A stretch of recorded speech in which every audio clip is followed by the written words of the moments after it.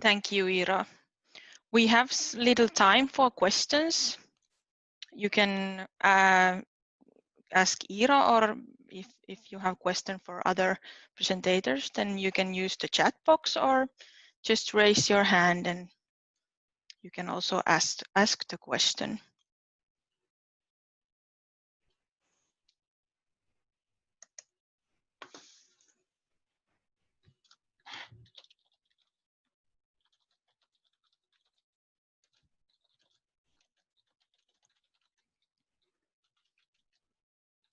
Sorry, can I speak? I have a question. Yes. Yeah. I can remember the name of the man who was speaking before Petra. I don't know the name.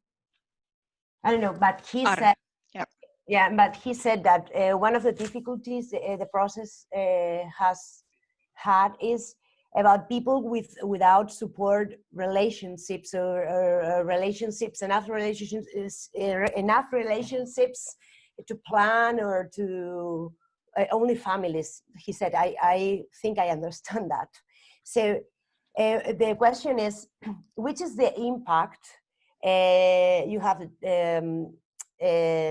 had, the impact of living, that living in community has had to those who didn't have enough relationships? Do you have evidence of that? And how do you have evidence that some kind of something about how contribution and belonging of these people has been increased because of living in community? Or do you understand me?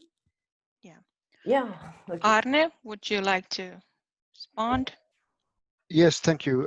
And I for the chat box, I put one report of the Finnish process of DI, and I suppose that may have some answers to your questions. But yeah, I suppose still there's much to be done with personal relationships.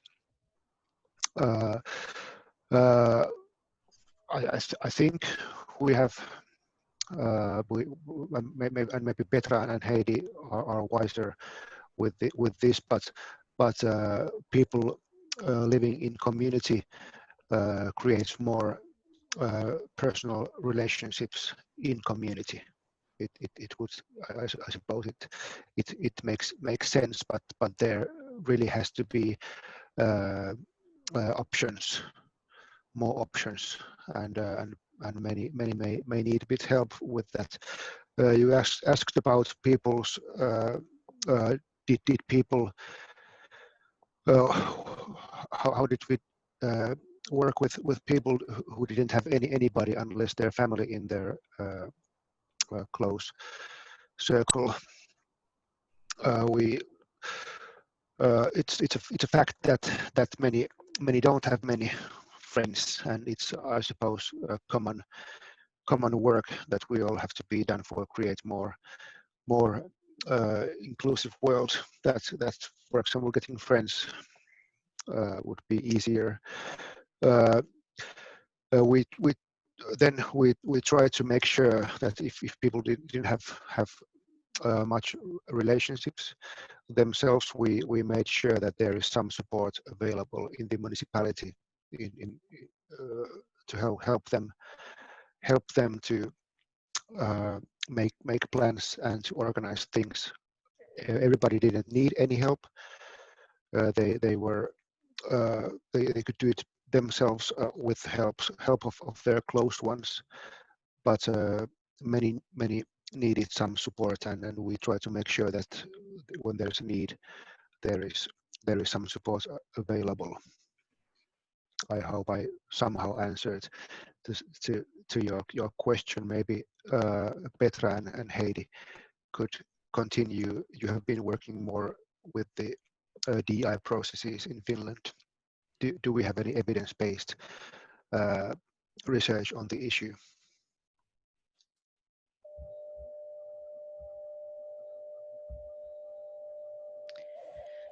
Do you, Petra, have some knowledge about this? Because I don't think we have that much. research done with the DI, but do you?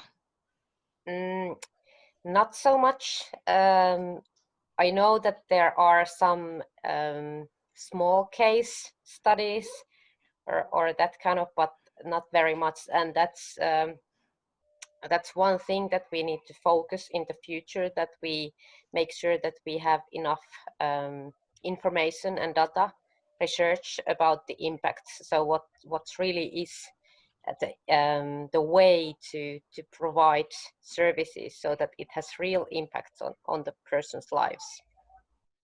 Yeah. I think in the chat there was a question, maybe Iiro can answer that. It was made by Donna. Now I lost it. Yeah, it was about how you can ensure consistency across 310 municipalities. I can also comment, and Iiro can continue, because that was one part of my presentation. And no, we can't. And that's why we are trying to make the reform so that in the future we could have regional, sort of not joint municipalities, but sort of new regions who are responsible for organizing the services. But Iiro, feel free to tell more about that. Yes, exactly as Petra said, the one of the main purposes of the social and healthcare reform is to ensure an equal services for people all over the country. And the project on personal budgeting is a part of this reform. So we hope to have regional sort of equality regarding services by the end of this government term. To be quite frank, the Finnish process with trying to create this new legislation about organizing social services and health services has been a total mess for the past 15 years. There has been many models which have been introduced by government, and they always failed to put it through. Either the government collapsed, or then the model wasn't approved by the parliament. And in every, it's funny, in every government they are building the work of a previous government, but they all put their of course their own thing for it. How many areas will be? Sometimes they speak, okay, 5 is enough, sometimes 12, sometimes 18, and it always changes, and the new organizational levels always change according to government's plans, and also the how it's all gonna be organized in real life. One thing there has been in many models is that there has to be more choice and control for people themselves for these services, and also as Iiro mentioned in the latest one, the personal budgets are again mentioned as one of the ways of gaining the choice and control. So let's see what happens this time. But yeah, it's been quite a mess. Yeah, and if I can add, as Simon is on the chat box talking about the localization, and I think that it's sort of constant battle. So it goes from regions to locals to municipalities, and that's so. But I think that one key to success could be sort of the strengthening the role of the social workers and the local support networks, but but so that's sorry sorry to support the local networks, but at the same time to ensure that people in different municipalities are not unequal, so that the system has some consistency, so that people can concentrate on their work and supporting people, and they have enough power in their everyday work to do it. Yes, if I could just add one thing. I think what Petra said is exactly right. We need to empower social workers and people themselves. But in addition to that, we need to have a robust system so social workers and people can be empowered. And I think the ongoing reform is trying to meet those demands.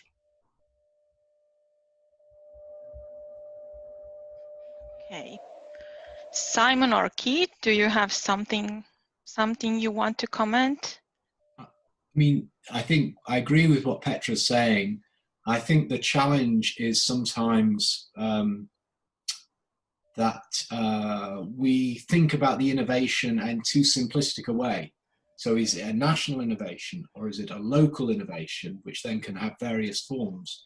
Whereas really there are structures, and I think the financial entitlement structure probably does need to be national.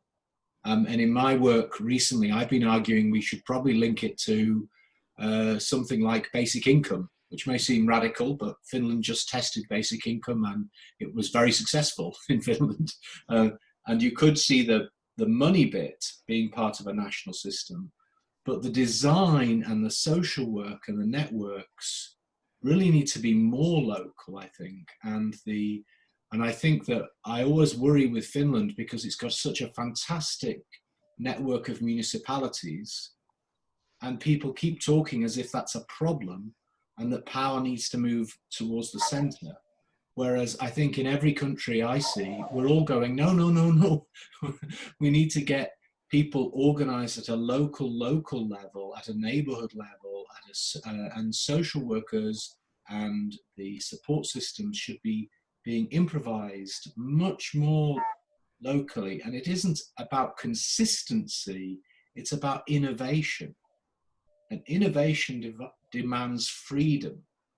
Freedom to do something different in your area. Consistency kills innovation.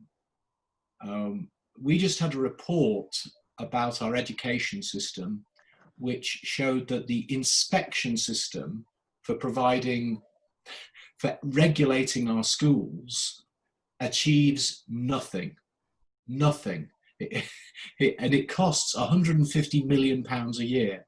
And that's what happens if your top systems try to push down consistency onto your communities. Sorry, that was a little bit of a rant, but it's partly because I just think for Finland, you mustn't lose what's brilliant about your local communities. Thank you, Simon. Do you have something, Keith, that you want to comment or? Okay. I suppose what I'm sitting here thinking is, first of all, just how much you can learn from talking to people who are experiencing similar things in different places. That always strikes me.